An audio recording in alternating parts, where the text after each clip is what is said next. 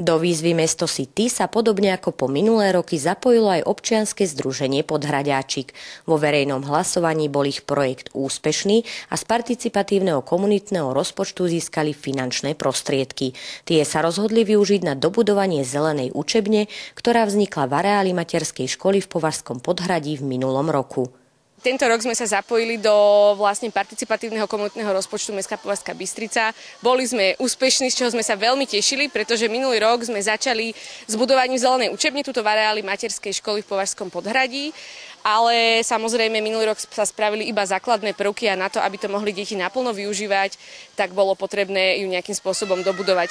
Po umiestnení prvkov slúžiacich na pozorovanie a výsadbu rastlín, bylín či odchyt dažďovej vody, tento rok členovia združenia naplánovali ďalšie práce. Čo sme túžili spraviť, boli tu dať aj nejaké zábavné, ale zároveň prospešné prvky, tak sme sa rozhodli tento rok pre zakomponovanie väčšieho množstva vtáčich budok, ktoré si deti sami môžu namalovať, budú pestré, farebné, rôzne umiestnené v priestore. Takisto tu máme veveričky, tak sme veveričiu budku kúpili, kde môžu tu pozbierať veľké množstvo orieškov, tu teraz je, a krmiť ich postupne, sami si doplňať krmiva a takéto ďalšie činnosti.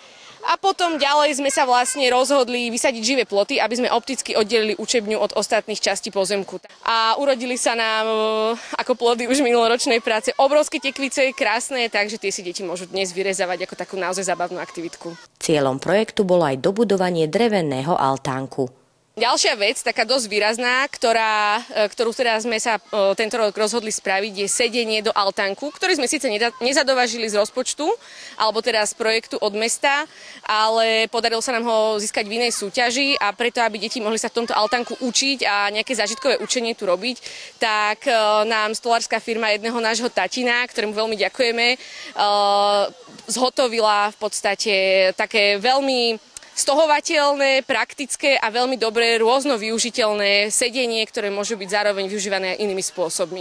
Jedna vec je podať projekt a tá druhá spojiť ľudí, aby sa ho podarilo zrealizovať. V Považskom Podhradí takýto problém nemajú. Ja si myslím, že aj tento rok prišli dosť veľa nových rodičov, čo je úplne úžasné, pretože tento rok sa v škôlke skoro komplet vymenili triedy.